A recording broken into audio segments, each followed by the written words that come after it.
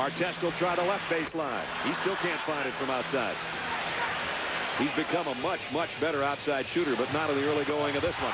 O'Neal sends that one back from whence it came. That was a man dunk, a man block rather. Whew. And Chauncey Billups with a steal, and now Rip says, catch me if you can this time. As the Pistons have one of the all-time low-scoring quarters in playoff history. And the crowd and Canseco letting them know it. Hamilton. Two-pointer for Rip. In the win in Game 1, they shot under 34%. They're shooting about 27 right now, maybe a little less, and they're still up by 1. Yeah, and that's because, again, their extra play in the first quarter. Now it's the Pistons, to me, who are doing all the other things, and they're about to get themselves a lead. There it is. First lead. He wants more offensive production from his starters. He needs to keep Ben Wallace out of foul trouble, he said. Keep moving the ball from side to side. Continue to take care of the basketball and just keep it close. Then he says, we have a great shot. Guys? You know, he makes a great point. Ben Wallace didn't play much of the first half at all. He got those 2 fouls, and he never came back out.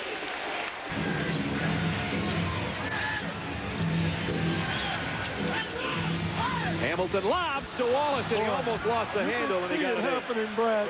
Jermaine O'Neal was more focused on Hamilton on the post than his own man. He lost sight of it.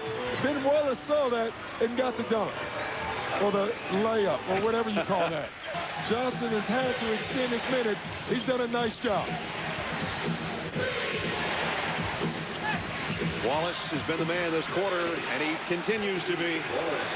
The Pistons have taken their defense to a place that I've never seen. Well, I mean, it is stifling. I had them a couple of times in the regular season where I didn't think they could play defense any better. And that's how they're playing right now. Final seconds, third quarter. Pistons can have the lead if they score before the buzzer, and Rip Hamilton does. Still 2.8 left for the Pacers, though. Our GMC game track in this one. One guy that's been on track shooting the ball has been Reggie Miller, 5 of 9. If you think he's done shooting, you're wrong. 17 for Reggie right now. Rip Hamilton's the leading scorer on the other side for the Pistons, but has only 10 field goal attempts, and he's hit half of them for 12. The story of the night has been defense and blocked shots. Indiana has 6, but Detroit has 18. Wow. That really is amazing. When you think about it, the Pacers have missed 49 shots. 18 of them have been blocked of those 49. And probably all the rest have been contested. Of their last 13 missed shots, 6 of them have been blocked. And here's Detroit. Coming down court, Hamilton and Billups together, and Rip Hamilton lays it in. You know, the 2 players who have shot the ball well are Reggie Miller and Rip Hamilton. Reggie Miller and his mini-me, as he would say. The 2 most efficient players. Now, Rip Hamilton has just drawn an offensive foul on Reggie Miller. So the game continues. He learned from that last one.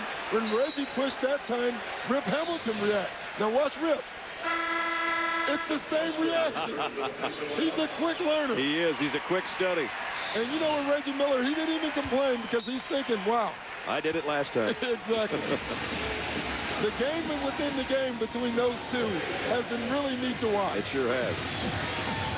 Here they come again. Rip got around a pick. Reggie got back on him. Now he drives and scores. That's why he wears that mask. He took one in the face right there. Right in the face. Biggest lead of the night for the Pistons.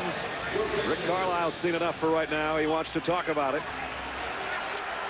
And I think Rip's feeling the effects of that one. He was crushed on that last one. He got the shot, but he got a whole bunch of Jermaine O'Neal after it went in. Right there. And it went down hard. And then started adjusting the face mask. Yeah, I think he hit his head on Foster's knee. Pistons on an 8-1 run, and they lead by 4.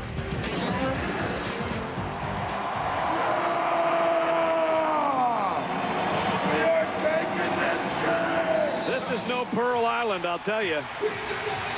Every shot's contested. Even when you make them, sometimes you have to pay a big price. Remember, Twice his nose has been broken this year, and that's why he's wearing that mask. And he just hit Rasheed Wallace's knee on the way down and had to readjust. Michelle? Yeah, the team officials told me he took the contact to the forehead, Brad, so he's just fine and he's back in. He says he's in the best shape of anyone in the NBA, Rip says. He says he knows if he's working hard, then whoever's guarding him is exhausted. Guys, he's been running a sub-5-minute mile since he was in 9th grade.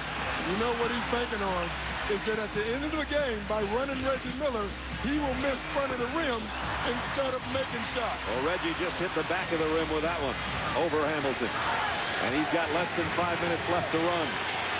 Brad, it's no way that I would want to officiate this game. I mean, this is the most difficult game I've ever seen to officiate because of the energy put out defensively. And Rip Hamilton right now is feeling it. He's the man for the Pistons. You saw that of their run, he had 6 of their points. Now he has 8 of their 10. In this fourth quarter, everything's been outside. I'm going to say it again. They have to find Jermaine O'Neal. And Ron Artest, I think, is just fouled out. And Rip Hamilton is causing havoc with his movement. He's running around like it's the first quarter. That's what Michelle was talking about, the stamina, being in shape. Ron Artest is gone with 1:38 remaining in the ballgame. You know, Brad, a lot of it is mental, too. You know, the fact that he says he's in better shape than anybody, he believes it. Look at him move around. I mean, he's the only guy right now moving around, and it's bugging some of the basic players. He's the leading scorer for the Pistons with 18 and trying to add 2 more here. Was not Ron Artest's night tonight.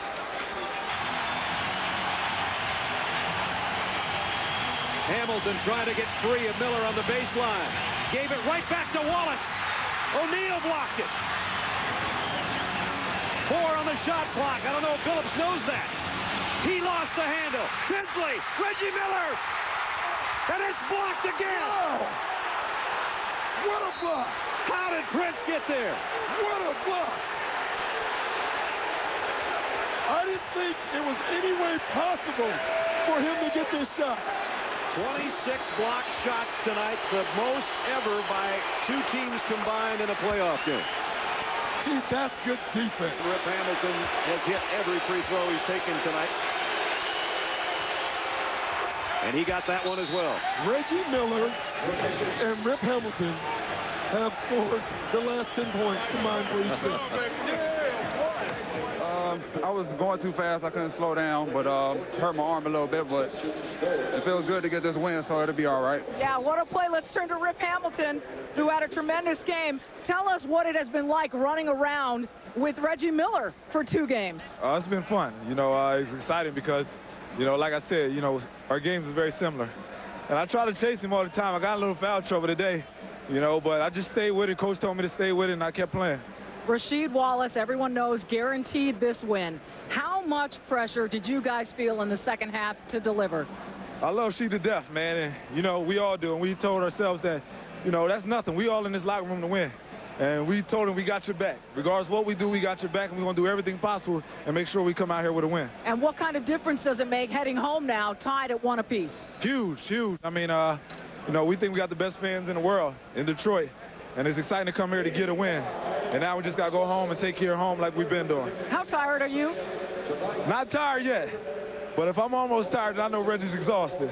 Thanks for stopping. All right. Back to you guys. That's a good point. The 139 total points, the second lowest total ever in a playoff game. Detroit doesn't care. Remember when Rick Carlisle said maybe the first one into the 70s wins? He was right.